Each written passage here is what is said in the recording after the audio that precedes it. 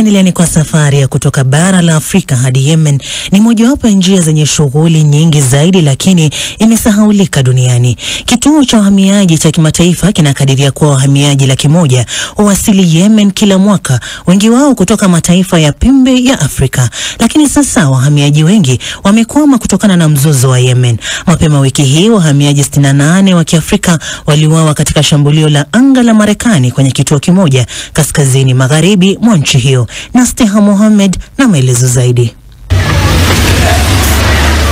Katika wilaya ya Hodan kaskazini magharibi mwa mji mkuu wa Somalia Mogadishu, Mohamed Abdullahi Mahmud mwenye umri wa miaka 35 anazungumza nami kwa simu ya video kupitia mfasiri wa ndani. Mohamed anasema sasa anafanya kazi ya udereva tangu aliporejea nchini Somalia miaka 4 iliyopita baada ya kufukuzwa kutoka Saudi Arabia alikokuwa akiishi kwa miaka 5. Kama mamia wengine, Mohamed alifika nchini Saudi Arabia kupitia nchi ya Yemen akitumia mashua.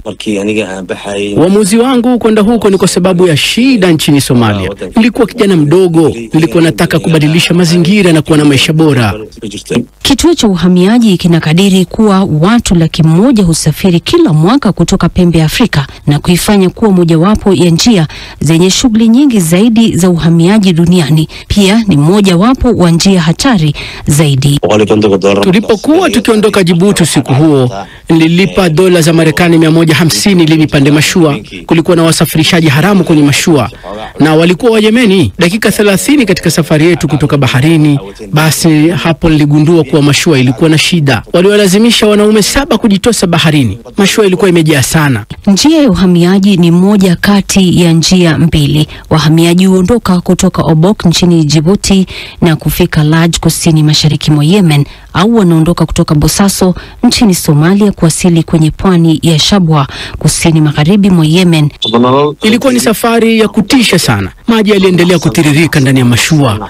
Wahamiaji wote kwenye mashua wakashikana mikono yao pamoja ili kujizuia wasizame na pia kuizuia mashua isizame.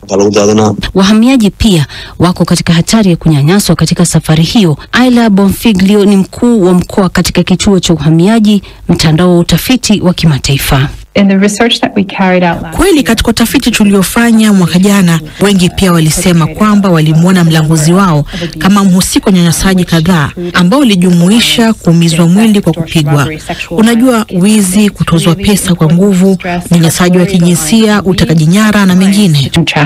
Licha ya Yemen kuwa kwenye vita vya wenyewe kwa wenyewe tangu mwaka 2014, Ayla anasema nchi hiyo haizuii idadi kubwa ya watu wanaohamia nchini humo. Wahamiaji wengi wanataka kwenda Saudi Arabia ambako kuna mahitaji makubwa ya kazi. Vikosi vya mpakani vya Saudi Arabia vimeshtumiwa na mashirika ya kutetea haki za kibinadamu kwa kuwaua wahamiaji mpakani, shutuma ambazo wanakanusha. Baadhi ya wengine wanazuiliwa katika vituo nchini Saudi Arabia na Yemen ambao walijipata kwenye migogoro. Hii pia imetokea nchini Libya. Mwaka 2019 tulikuwa na ripoti kadhaa mwaka huo nchini Libya ambapo vituo vya kuwazuia wahamiaji vililengwa na mashambulizi ya anga. Na nadhani wakati huo kulikuwa na ripoti kwamba labda vituo hivyo vilikuwa sehemu ambazo serikali ilikuwa inahifadhi silaha zake. Hiyo inasisitiza umuhimu wa kuhakikisha kuwa vituo vya kuwazuilia wahamiaji havipo katika maeneo yenye mgogoro. Mjini Mogadishu, Mohamed anakaribia kuanza zamu yake ya kazi. Sasa anafanya kazi kama dereva ili kumsaidia mke wake na watoto 5. Licha ya changamoto za kurejea nchini Somalia, anawaonya watu wengine kutosafiri kama wahamiaji na kuacha kuchukua njia hatari kama hizo. Naam, Nasteha Mohamed huyo. Lakini baada ya kifo cha kiongozi wa kanisa Katoliki duniani Papa Francisco, mchakato wa kumchagua papa mpya unaanza wiki ijayo. Papa mpya atachaguliwa kwa kura ya siri na kundi maalum la makardinali walio chini ya miaka 80, na hadi sasa kumekuwa na zaidi ya mapapa wapatao 250. Lakini hakuna miongoni mwao mwanamke. Ni kwa nini? Mwandishi wa BBC Frank Mavura analiangazia kwa kina.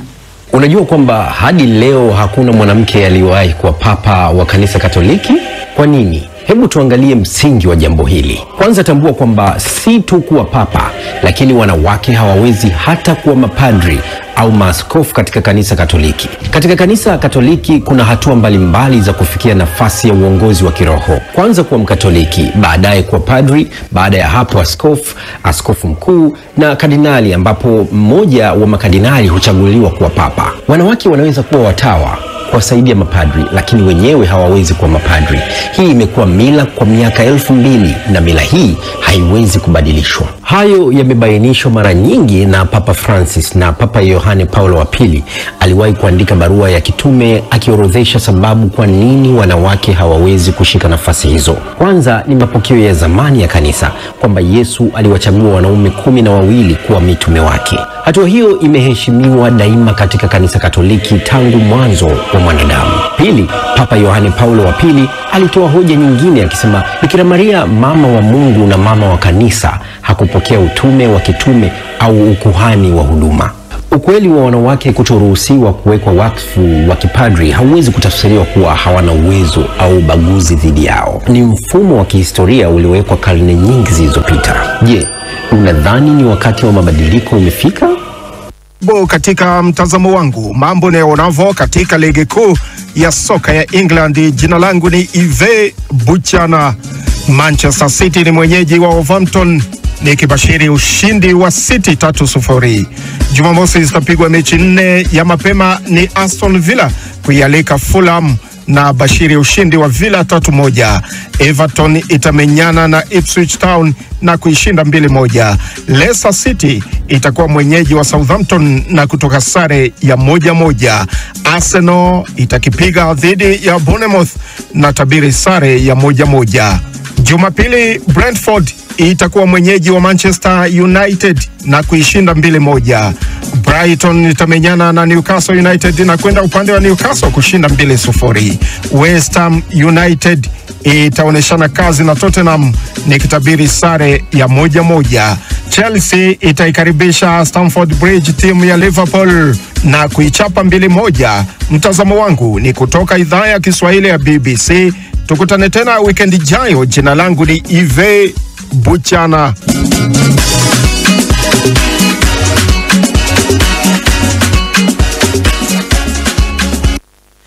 Na sasa tupate kionjo cha makala ya Tuyajenge wiki hii.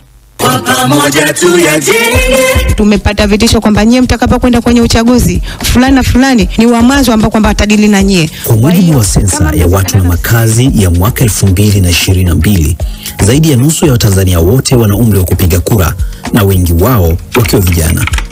Wengi wao wanasema wamewahi kusoma taarifa za uongo kuhusu uchaguzi mtandaoni, lakini je, ni wangapi wanaweza kutambua upotoshaji huu? Kwamba kuna vijana wanatekwa, kuna mtu fulani maeneo jirani huko amekamatwa. Ni taarifa ambazo nahisi zilikuwa zinatengenezwa kama scenario za kunitisha na mimi kunidhoofisha nisiweze kugombea. Upotoshaji wa taarifa unaua demokrasia polepole.